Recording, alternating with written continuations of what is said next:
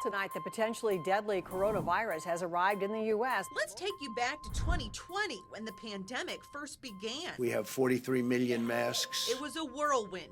Coronavirus was detected in the United States. Well, a person in Washington state has died. And then in March in Indiana. Time is of the essence. With that, every single state rushed to purchase personal protective equipment for its healthcare workers, businesses, and its residents. It was the Wild West. Luke Basso works for the Economic Development Corporation.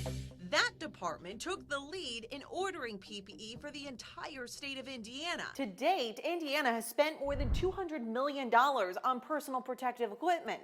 According to the data we obtained, the state spent more than $110,000 on wipes, $384,000 on sanitizer, and more than $49 million on face masks. Is that a lot to you? Yes, but it's worth it because we were able to supply it to first-line responders, long-term care facilities, schools, businesses.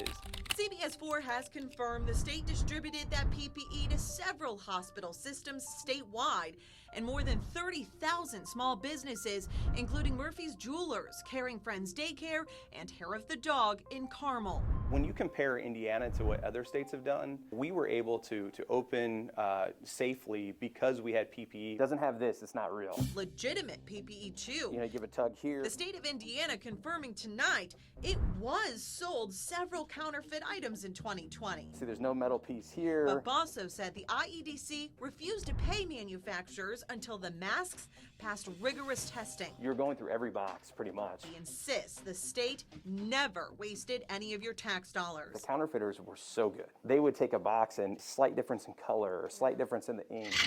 Eventually, the corporation started sticking with Indiana-based companies rather than ordering PPE from overseas. The goal was 200 an hour. It relied on companies like the Mersix Corporation in Yorktown.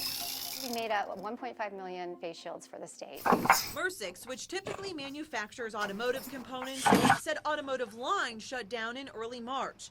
To keep its employees on payroll and to contribute to the cause, Mersix started making millions of these face shields. So that's what we were making. I sent out letters to maybe 20 states, and within seconds, I was getting phone calls from buyers. The plastic would stamp into the plastic. So far, Mersix has made more than 8 million face shields and sold to 5 different states, including Indiana. It was quite incredible and amazing for our people, for us here, and for this community. The demand for PPE has since slowed. Most states have stopped ordering equipment in bulk. You have a real N95 here. Indiana, though, has kept purchasing. Basso saying they hope to have a surplus should the pandemic worsen. Without the items we purchased, who knows where we'd be today. The state of Indiana said all the money it spent on PPE last year was from the federal government, the CARES Act. I asked about a 2021 budget. The IEDC was not willing to put a number on the table, but told me it is confident it will have the resources to procure any PPE needed in the next 12 months. In the newsroom, I'm Angela Brower, CBS 4 News.